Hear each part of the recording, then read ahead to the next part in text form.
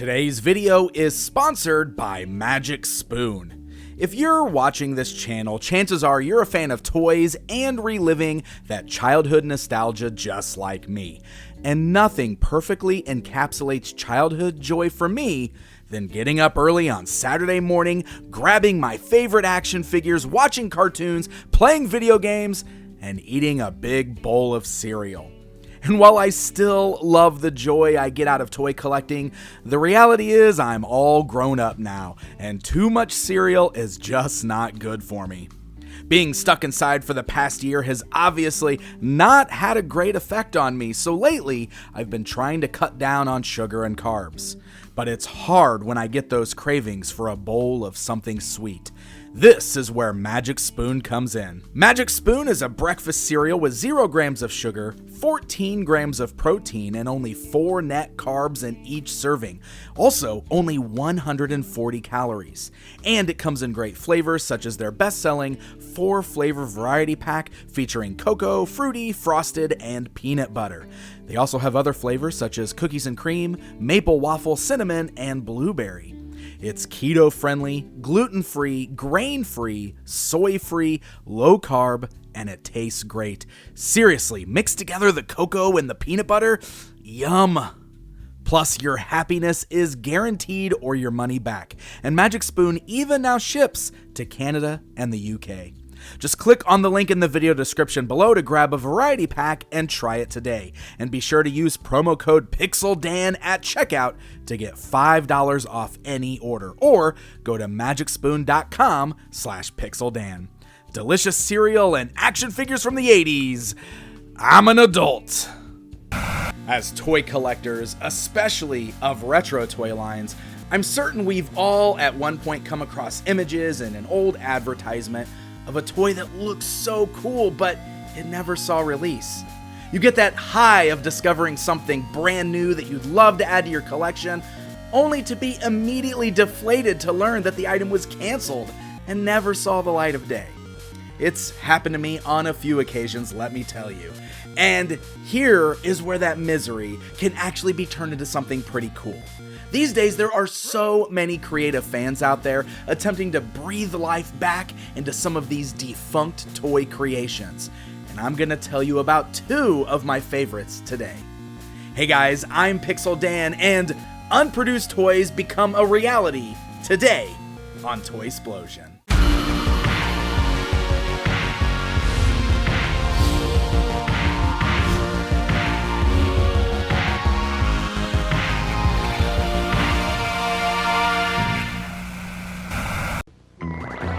They were victims of pollution, they were toxic, wasted into superpowered heroes with trashed out faces. Toxic Crusaders, they're gross, but they still get girls.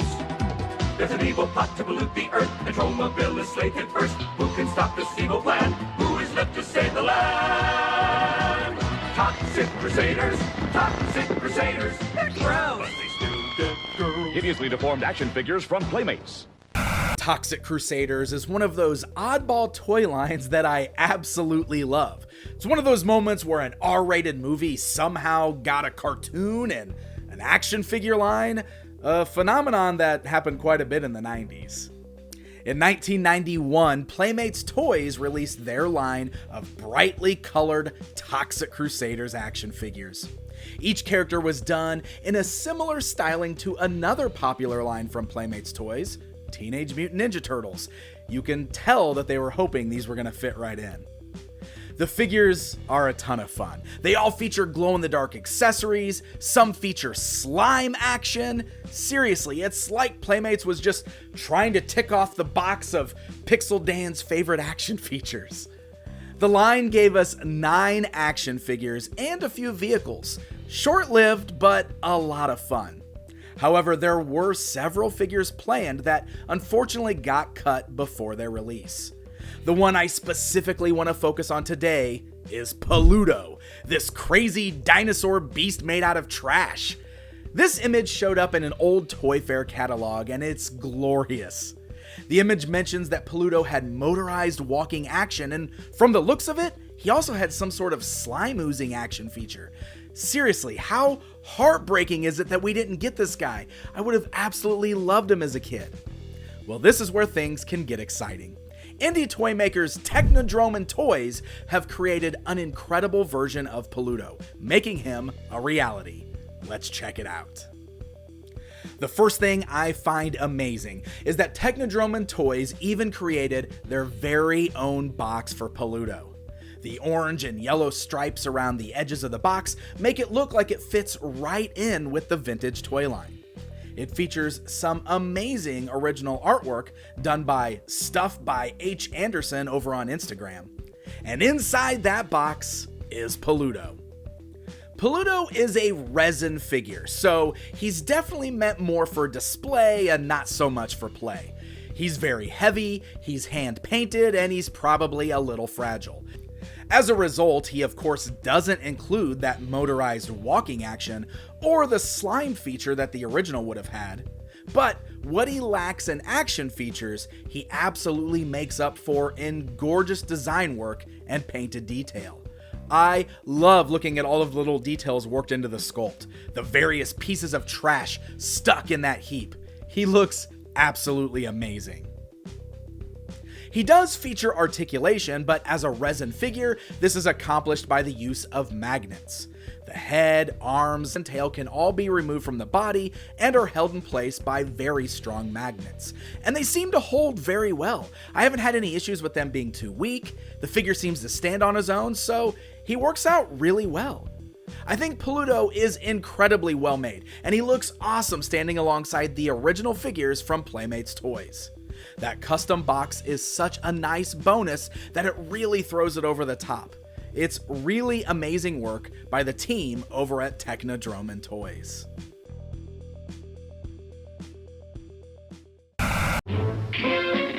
Yo, Burgundy, chew on this. You'll never cut the mustard, mean winner! Food fight! Your history, Private Pizza. Pow! And your lunch. Combat curtain. Fire! What's going on? Joy Slam is food again, Mom.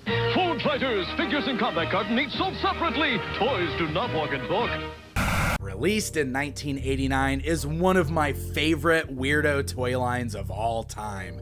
Food Fighters, combat at its kookiest, as described on the packaging, takes the idea of a cafeteria food fight and mashes it with a military aesthetic. Anthropomorphic food wage war for control of the kitchen. The heroic kitchen commandos made up of Private Pizza, Sergeant Scoop, Lieutenant Leg, Major Munch, and the Brigadier General strive to keep the dining space safe from the evil refrigerator rejects, enlisting Fat Frenchie, Taco Terror, Short Stack, Chip the Ripper, and Mean Wiener. The toy line only lasted around a year, giving us 10 figures and 3 vehicles.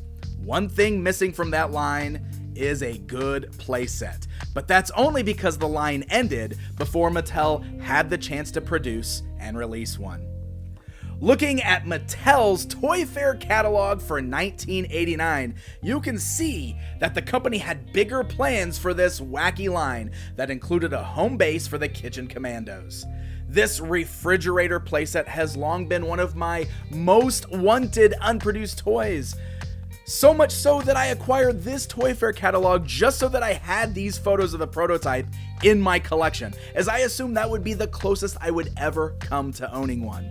But this is where the creativity of the fans comes into play and makes my dreams come true. As far as I know, the actual playset never went into production, and I'm unsure whatever came of that prototype.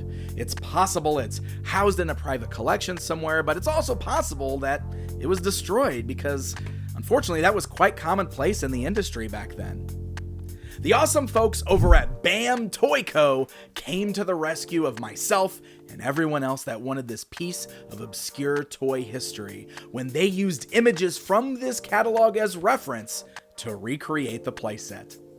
The playset was digitally sculpted, 3D printed with some paint and stickers applied. A small number were offered for sale through their Instagram account, and I was lucky enough to get my name on the list to purchase one. And here it is, a playset that I never thought I'd physically own. This version was digitally sculpted using those photos, as I said, straight out of the Mattel Toy Fair catalog. Bamm Toy Co. even added a touch of paint and designed some stickers to adhere, and the end result is a pretty amazing custom creation that looks quite a bit like what we almost got from Mattel. Since it's 3D printed, it does have that textured feel to the plastic, and it feels a tad on the fragile side. The door hinges, for example, pop off quite easily, and the doors don't stay open all that great. So this is definitely meant to be more of a display piece than something to actually be played with.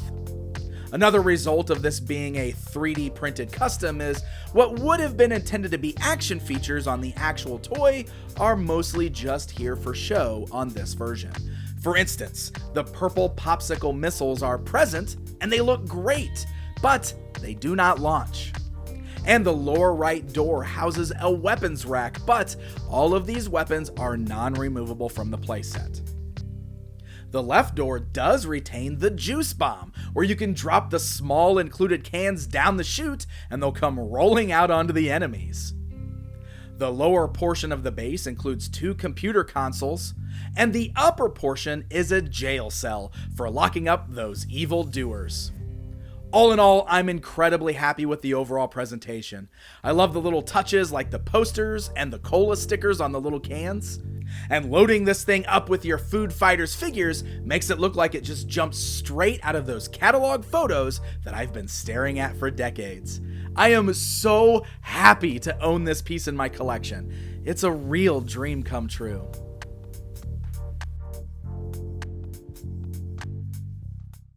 And there you have it. 2 great examples of creative fans making unreleased toys a reality.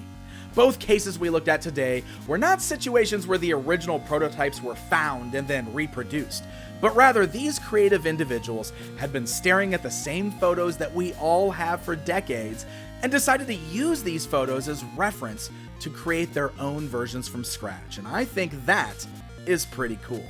I don't know if Teknodromen Toys or Bamm Toy Co. will be producing either of these 2 pieces again, but I would highly recommend you follow them both on Instagram and stay tuned to the current projects they're working on. Both of these individuals put these items on sale through their Instagram accounts in small quantities, so it certainly pays to give them a follow. So, are there any unproduced toys that you would love to see become a reality in some form or fashion? Feel free to discuss down in the comments below. And just maybe I'll be doing a follow-up episode on this subject sometime in the future. Until next time.